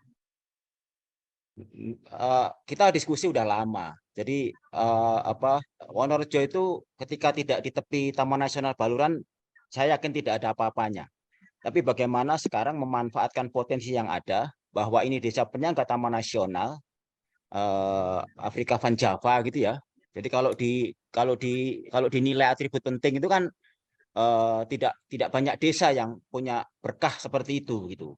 Nah, tapi kan memang faktanya kerjasama antara desa dan Taman Nasional itu belum optimal. Jadi kalau kita pakai skema PP36 IPPA, baik itu IUP-JUA atau IUP-SUA, itu kan belum optimal. Jadi harusnya kan desa bisa menggunakan salah satu skema itu. Jadi yang jasa lingkungan.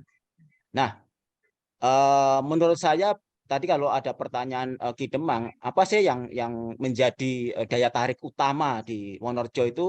Kalau menurut saya adalah bagaimana memanfaatkan keberadaan Taman Nasional Baluran itu menjadi daya tarik utama. Karena masyarakat itu memang menjadi pemiliknya, pengelolanya si Taman Nasional, tapi pemiliknya adalah masyarakat dan salah satunya adalah Desa Wonorejo gitu. Nah, tapi kan boleh jujur sekarang berapa atau apa manfaat Taman Nasional terhadap Desa Wisata Wonorejo? Nah, kan gitu. Nah, itu yang saya rasa ke depan ini perlu satu kerjasama lebih harmonis. Ya, jadi kapan hari kita udah diskusi tentang kemungkinan untuk visitor manajemen di Baluran maupun di desa, bagaimana itu ngeling antara dua tempat itu. Jadi kita bicara soal wilayahan. Nah, gitu. Nah, terus apa namanya, yang ini sebenarnya juga sama. Saya sepakat tadi dengan senior saya Pak Bambang. Kalau kita bicara soal keberlanjutan, jadi memang benchmarknya kan SDGs. Kalau di desa itu ada SDGs desa, gitu ya. Dan 2 tahun kemarin sudah disosialisasi. Bagaimana setiap poin penghidupan itu dalam pariwisata terutama bisa mengarah ke sana, bisa membantu pencapaian SDGs desa, gitu. Saya sangat sepakat Pak Bambang. Karena saya sangat hormat karena beliau mendapat Kalpataru, itu yang membedakan dengan saya tidak. Jadi artinya itu lebih leading di sana ya. Jadi baik yang di desa wisata maupun kampung wisata sebenarnya benchmarknya harus sama. Gitu. Jadi bagaimana pembangunan berkelanjutan, apapun potensinya, entah itu alam sama budaya, semuanya butuh dilestarikan. Gitu. Nah, tapi bagaimana melestarikan itu? Tentunya ada roadmap seperti tadi yang disampaikan sama Pak Bambang. Roadmapnya bagaimana? Bagaimana ini dikembangkan gitu. Nah, termasuk roadmap bisnisnya bagaimana? Nah, ini yang apa namanya Mas Dian sama sama Kang Heri ini selaku Ketua BUMDes di Wonorejo. Nah, bagaimana menyusun itu? Nah, bagaimana nanti ada MOU yang apa namanya yang adil begitu ya antara Taman Nasional dan desa gitu. Nah, jadi ini kan mimpi lama dulu. BPPD yang sebelum ketuanya sekarang juga sudah mendorong ini bagaimana supaya Taman Nasional memang memberikan porsi kepada desa, tidak hanya memberikan porsi kepada pemegang konsesi yang PT apa itu, BAP atau apa itu yang dikasih apa namanya keleluasaan mengelola di kawasan. Bagaimana desa juga mendapat itu. Dan salah satu kelemahan kelebihan dari Wonorejo itu karena adanya baluran. Kalau enggak, itu pasti lewat dengan desa yang lain itu. Nah, jadi bagaimana besok ketika Mas Menteri ke sana itu yang dieksplor. Nah, bagaimana rencana ke depan tentang kerjasama si desa Wonorejo ini dengan Baluran. Bagaimana desa penyangga ini juga nanti punya andil yang sangat besar terhadap kelestarian si Baluran itu sendiri, gitu kan? Karena Baluran itu tanpa partisipasi masyarakat desa, mereka susah mempertahankan satwa-satwanya, terutama banteng yang sekarang udah mulai susah dilihat gitu. Nah, tadi saya lihat di sini saya lihat ada Pak Tony tadi dari Trenggalek. Trenggalek juga pengalamannya sangat fantastis ya di sana. Nah, ya, jadi dengan sadewanya 100 desa wisatanya ini tidak banyak Pemkab di Indonesia yang seberani Trenggalek gitu ya. Jadi bupatinya sangat berani langsung mentasbihkan 100 desa wisata untuk dikembangkan dan apa namanya ternyata antara upaya sama hasil itu linier kan begitu ya. Jadi ketika upayanya kuat maka tahun kemarin mereka juga mendapat ADW, tahun sekarang juga mendapat lagi gitu. Jadi menurut saya ini bagus juga inspirasi untuk diceritakan. Itu Mas Kirmang, terima kasih. Terima kasih Pak Gus. Jadi luar biasa ya. Jadi apa informasi yang disampaikan oleh Pak Gus bahwa kemudian memang daya tariknya kampung kebangsaan itu adalah ya Taman Nasional Baluran gitu ya, perlu kerjasama yang inherent, jadi kerjasama yang menyatu antara Baluran dengan desa wisata itu sendiri. Sekalipun kemudian Taman Nasional itu adalah wilayah kekuasaannya pemerintah dalam hal ini perhutani gitu ya, karena itu merupakan salah satu taman nasional yang bisa dibilang terluas di Jawa ya, salah satu yang terluas di Jawa. Terluas kedua kayaknya. Nah, tapi masyarakat adalah pemiliknya. Tapi memang begini, Bapak. Yang saya amati sebenarnya adalah di Taman Nasional Baluran, masyarakat memang terlibat gitu ya. Yang terjadi bahwa masyarakat memanfaatkan hutan, memanfaatkan pantai-pantai itu gitu ya untuk kegiatan kesejahteraan masyarakat. Bahkan kemudian apa yang menjadi inspirasi untuk olahan dan lain sebagainya, misalnya memanfaatkan misalnya peternakan itu yang katakanlah yang digembalakan di Taman Nasional Baluran itu juga ada dan terjadi, dan memang ada apa ya, dibentuk kelompok-kelompok. Nah, kelompok-kelompok masyarakat yang ada di Taman Nasional itu tentu sebagai salah satu apa ya, penyangga. Jadi penyangga untuk keberlangsungan Taman Nasional itu sendiri. Nah, terlepas kemudian apakah ini nanti dimanfaatkan sebagai sebuah kewisatan atau tidak, tinggal kreativitasnya masyarakat. Dan nampaknya Pak Darwis apa ya, PIL ya namanya, apa Iya, namanya iya. ya? Pandian Indah Lestari. Ya, Pantai Indah Lestari ya. Nampaknya juga sudah memanfaatkan ini sebagai sebuah kewisataan dan kerjasama dengan Baluran. Nah, cuman maaf kalau kemudian bentuk kerjasamanya bagaimana, apakah bentuk dukungan penyangga, dukungannya bagaimana sebagai salah satu penyangga, ya mungkin itu perlu didiskusikan. Ya, Apakah mungkin bentuknya saya bantuan, tambahin bagaimana? sedikit. Ya monggo. Ya, Tapi Bang. setidaknya mungkin sama-sama terbuka ya, Ya. terbuka untuk saling memanfaatkan gitu. Kira-kira begitu. Apa benar begitu Mas Dian? Ya, saya informasikan terbaru mungkin untuk kondisi sekarang. Jadi kita melakukan banyak pembenahan, perubahan itu dari aspek legalitas, bentuk kerjasama. Jadi apa manfaat yang akan didapat oleh masyarakat? Nah, kita bangunnya dari sana. Makanya mungkin sekarang akan terlihat Desa Wonorejo yang dulu beda dengan yang sekarang. Dari sisi kita handle di sistemnya atau manajemennya gitu. Itu yang mulai saya perkuat dari 1 tahun lalu. Jadi ini masuk tahun kedua saya. Tahun kedua saya fokus dan intens stay di sini di Desa Wonorejo.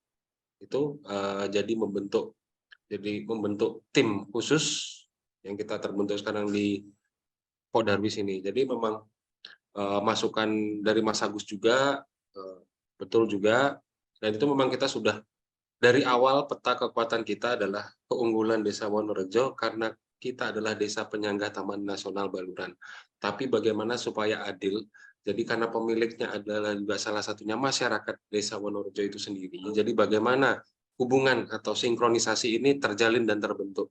Itu sih yang saya kawal dari awal. Jadi memang untuk perkembangan ke depannya banyak sih perkembangan yang pembedanya untuk sekarang sangat luar biasa. Jadi saya bersyukur juga atas dukungan semuanya, saya terima kasih juga. Jadi bisa kita lihat nanti ke depannya bagaimana. Ini juga sedia hadiah juga ADWI, makanya semakin semangat lah Pak Darwis, desa, kabupaten, dan seluruhnya. Terima kasih. Mungkin itu masukan saya ke Bang. Ya, luar biasa. Masukannya sangat luar biasa ya. Bahwa kemudian kerjasama kelembagaan dan lain sebagainya itu sudah dilakukan. Kalau yang ada di Kampung Kayu Tangan sendiri bagaimana, Bu Mila, Mbak Mila? Mungkin kerjasama dengan perguruan tinggi, mungkin dengan kelompok-kelompok lain atau CSR, itu kira-kira bentuknya apa saja sehingga kemudian Kampung Kayu Tangan ini apa namanya bisa katakanlah ya siapa silakan kalau ada yang mau bertanya silakan kami kasih kesempatan. Ki Demang, Ya silakan Pak. untuk kampung kebangsaan yang di Wonorejo karena menjadi penyangga Taman Nasional itu dalam ranahnya KLHK. Barangkali saya bisa membantu mengkoneksikan atau mungkin selama ini pasti sudah berkoneksi, tapi untuk mungkin menambah gitu ya. Saya bisa membantu karena di KLHK ada Direktorat Hubungan Antar Lembaga, itu Dr. Lita, anggota kita di kampung tematik.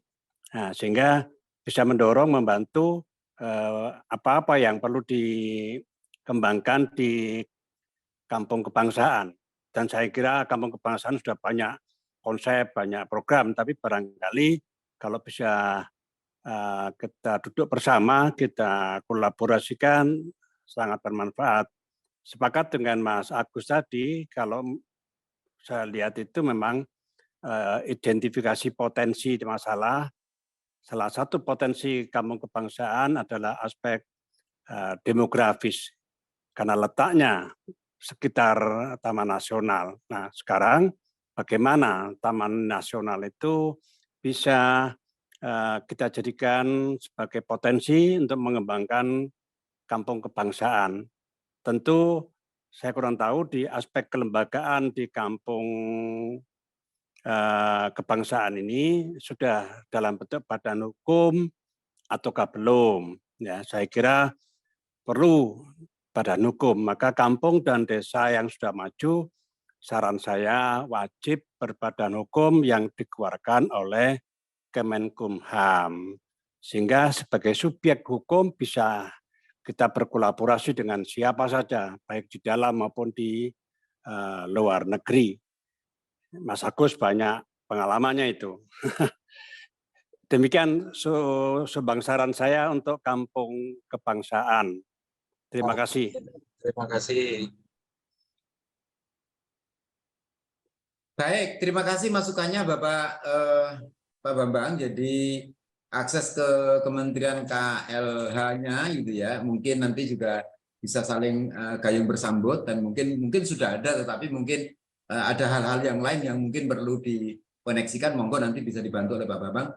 Yang terpenting titik beratnya adalah bahwa kampung-kampung ini memang legal formalnya ada, jadi kelembagaannya sudah nggak tanggung-tanggung, jadi harus berbadan hukum. Nah, nampaknya banyak kampung-kampung atau desa wisata dan lain sebagainya yang juga belum banyak yang berbadan hukum. Tetapi mudah-mudahan kedua kampung ini sudah semuanya. Kan gitu ya. Mbak Mungkin Mila. kalau boleh minta kontaknya Pak Bambang Irianto kalau diizinkan. Siap. Nanti saya kasih. Ya, ada kok.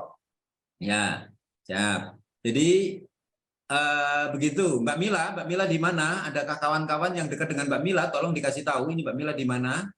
Jadi baik, terima kasih. Bapak Ibu sekalian, adakah yang memberikan komentar? Apa namanya acara pada kesempatan ini ada Kampung Biru Arema, ada juga Kampung Putih, ada juga Kampung Belitung Water Street, ada juga Kampung apa namanya Budaya Polowijen. Ini yang nampaknya menjadi supporter kampung tematik yang ada di Kota Malang gitu ya. Selain itu gitu ya Bapak Ibu semuanya, teman-teman yang datang jauh-jauh dari datang di acara ini jauh-jauh dari, ada yang dari Tangerang, ini ada yang dari mana itu Bandung, ini juga ada tadi, terus kemudian ada yang dari Jawa Tengah, ini ada, nampaknya juga ikut menyimak acara ini, saling berbagi, luar biasa gitu ya. Mbak Mila, monitor Mbak Mila. Ya, Ki, ya, maaf. Jadi ya, terima Lagi kasih. ngabuburit. Ya, karena ada tamu ya. Terima kasih. Waduh, tidak hujan kah di luar? Hujan, ini hujan-hujanan ini. Oh, gitu, hujan-hujanan. Ya, sesuai dengan slogannya Kampung Kayu Tangan, rindu kenangan datang ke Kayu Tangan. Meskipun Rindu hujan-hujan. kenangan nang kayu tangan. Gitu, baik. Semuanya bisa berkunjung ke Kampung Kayu Tangan ya. Mbak Mila, tadi pertanyaannya menyangkut soal kelembagaan dan kerjasama sebagai salah satu strategi untuk meraih anugerah desa wisata. Kira-kira yang sudah pernah dilakukan oleh Kampung Kayu Tangan dengan apa namanya kerjasama dengan pihak mana saja, sehingga Kampung Kayu Tangan bisa menjadi sini dan kemudian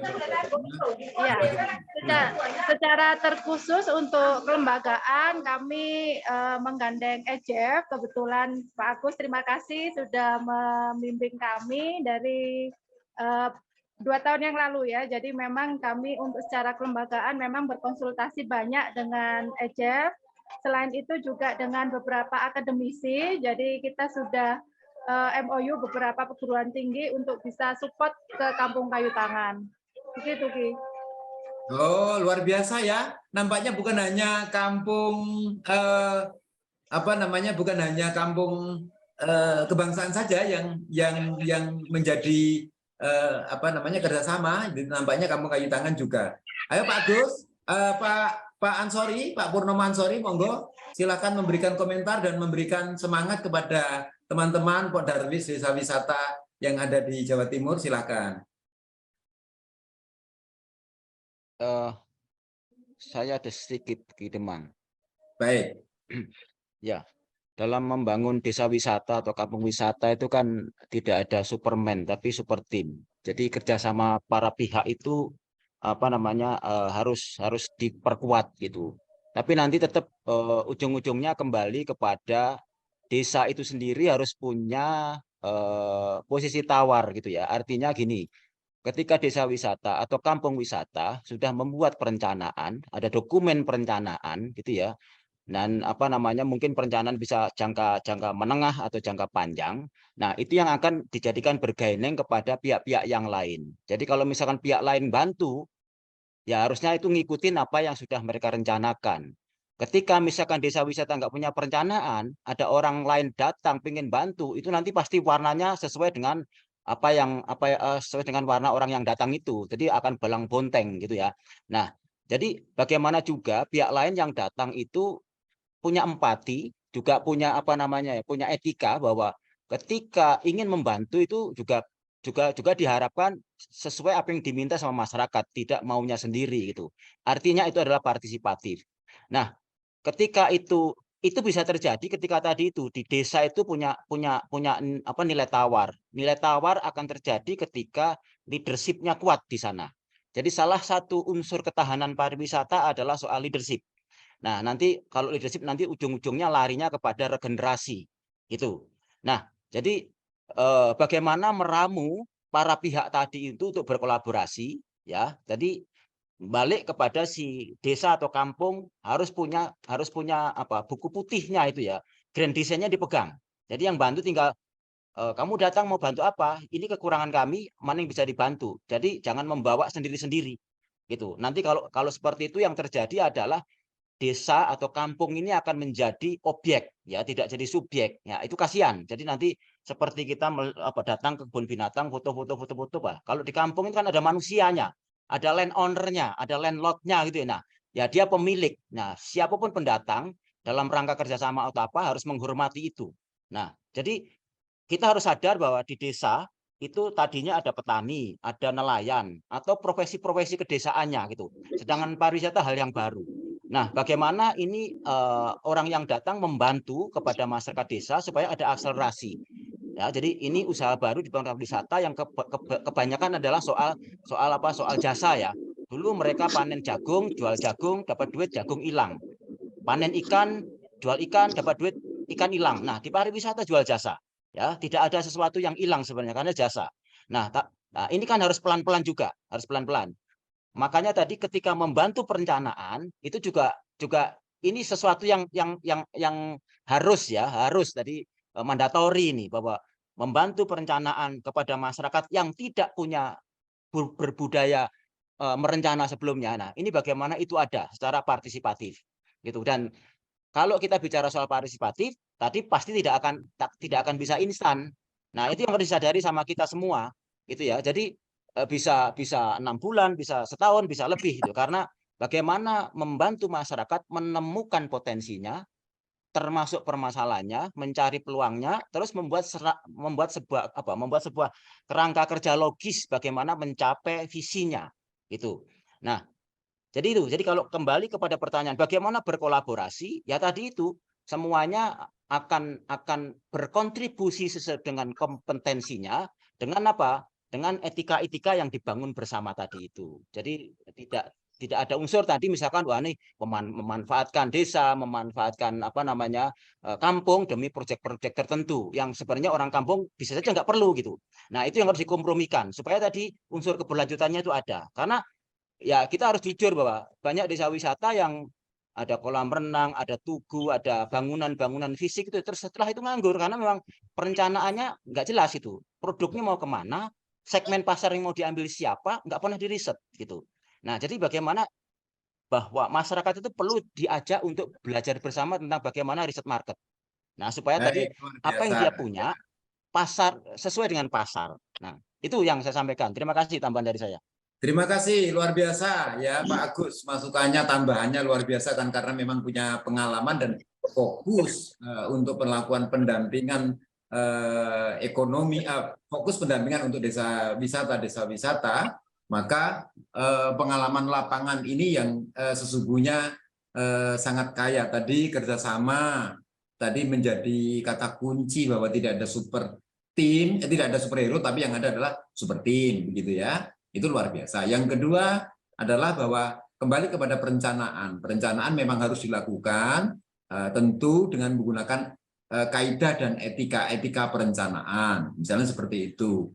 Nah, memang ada banyak sih yang ketika desa wisata sudah masuk, banyak orang yang berkepentingan untuk terlibat, untuk untuk ada di sana, berinvestasi di sana. Nah, itu memang lumrah terjadi, tetapi bagaimana itu ada. Dan nampaknya bahwa bicara soal perencanaan itu menjadi sesuatu yang mutlak dilakukan untuk mengembangkan sebuah desa wisata. Inkindo itu salah satu konsultan perencana, gitu ya, yang memang perencanaan itu biasanya ada di pemerintah untuk kemudian diturunkan ke yang bersangkutan, ke desa-desa yang bersangkutan. Nah, sekarang kita tinggal cek itu kan desa-desa wisata yang ada di mana itu di semuanya ya, yang ada di desa wisata di masing-masing kota kabupaten di Jawa Timur ini apakah sudah direncanakan, jadi sudah masuk dalam sebuah perencanaan, baik itu direncana master plan tentang desa wisata tersebut, itu kan termasuk kemudian masuk dalam rencana induk pariwisata daerahnya itu ada tidak. Nah, itu mungkin perlu kemudian perlu kemudian dilihat kembali dokumen tersebut. Kalau tidak ada, nah ini peran IJEF untuk melakukan pendampingan, peran Inkindo untuk kemudian membantu perencanaan dan lain sebagainya. Itu yang menarik.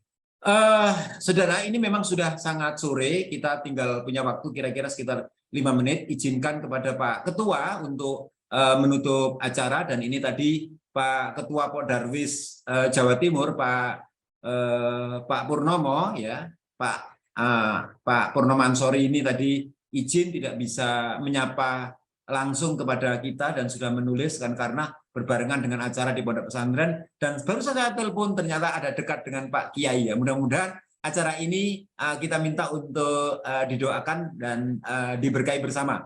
Baik Bapak Ibu semuanya, tak terasa waktunya sudah lebih dari berapa ini? Lebih dari 2 jam ya, 2 jam persis lah, 2 jam persis acara ini kita kita buka. Mudah-mudahan kita minggu depan bisa jumpa lagi untuk beberapa kampung yang lainnya. Kita masih ada di Kampung Trenggalek, Pacitan, gitu ya. Ada juga desa wisata di Malang, Pasuruan, Mojokerto, serta Sampang yang perlu kita sapa dan kemudian kita bahas kembali hal-hal yang sekiranya serupa, tetapi mungkin kita temanya berbeda ya. Kita akan bicara soal strategi.